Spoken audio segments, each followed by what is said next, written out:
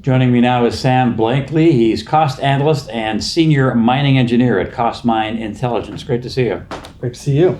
So Costmine Intelligence has been around for about 35 years now. A lot of people know it. Some people may not. So can you give us an overview of the services the company provides? Sure, yeah. At Costmine, we really focus right in on mining cost estimating and only at the very earlier stages of project development, so pre-feasibility and earlier. It's kind of our niche. And we collect data throughout the year to keep that up to date, all of our databases. Our databases cover a great breadth, equipment purchase and operating costs, labor costs, salary costs, smelting costs, taxes, transportation, and so on. We also offer some software that can make the process of putting together a mining cost estimate a little bit easier for our clients. Does some of the mathematical heavy lifting for you. Is that the Sherpa product? That is, right, yes, okay, yeah. Correct. All right. And so is it to the point now where because you have such a vast database, a company comes along or a current client and you can just kind of plug and play into straightforward, or is it always case by case? It's still very much case by case. Every mining project is definitely unique, and every estimate is going to be unique as well. Part of that has to do with geology just being non-linear, but also technologies change with time, and inflation doesn't impact all costs equally across the board. So you really need to look at it and keep it up to date. Let's say, for example, a mine right next door to your project that's under development. You might think you could just kind of take those costs, maybe inflate them and keep them very relevant. But again, because the geology can change and costs inflate at different rates, it's important to keep that up to date. You look at it as an individual. Right. Yeah. And so when Costmine personnel is costing out a mine for a company, do you always have to have people on site, or can a lot of it be done remotely, or a combination? Yeah, much of it's done remotely. Mm-hmm. Generally, when we do a consulting job, we will do a site visit just for a day or two. Having boots on the ground can be very useful. There's things you miss in the technical reports that once you see it in person, it seems quite obvious. So they're important, but the bulk of the work is going to be done remotely back in the office. So clearly Costmine has real-time information in terms of labor costs, for example. So what trends are you seeing there? You mentioned inflation.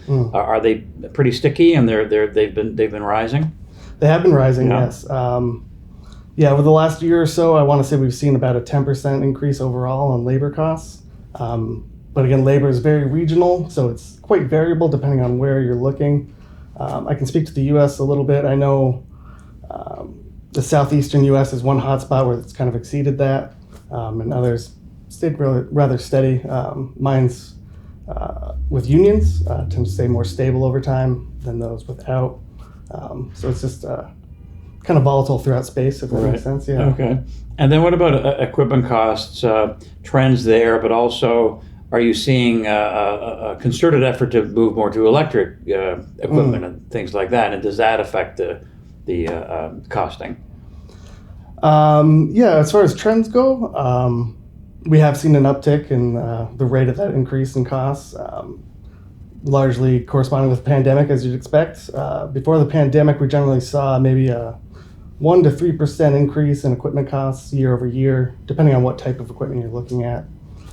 The pandemic hit, and some pieces of equipment increased year over year by as much as 15% or so, maybe even more. And then other ones stayed rather steady. I know locomotives, for example, for whatever reason, that rate of change has really not changed much, stayed about 2%.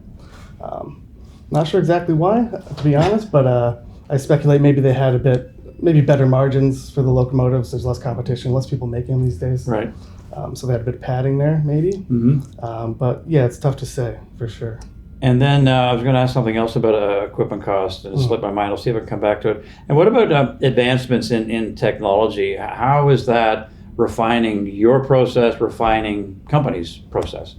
Oh, sure. The last big jump for Costmine was really the advent of software development and those Sherpa programs that we talked a little bit about. That was the last big jump, though we continue with it and refine it and try and make it better and more usable. But that's allowed we can kind of pre-program in these engineering relationships we use that otherwise we would be typing into a spreadsheet. We've typed them in once, they're in the software for good, and that allows our clients to build models even more quickly and do a lot of that mathematical heavy lifting for them, so they can save time, focus on other things. And also, because it's so fast, it opens up some time. You can kind of play with the models, if you will. Look at some what-if scenarios. What if I use slightly smaller trucks, slightly larger trucks, and just instantly see the impact on costs overall.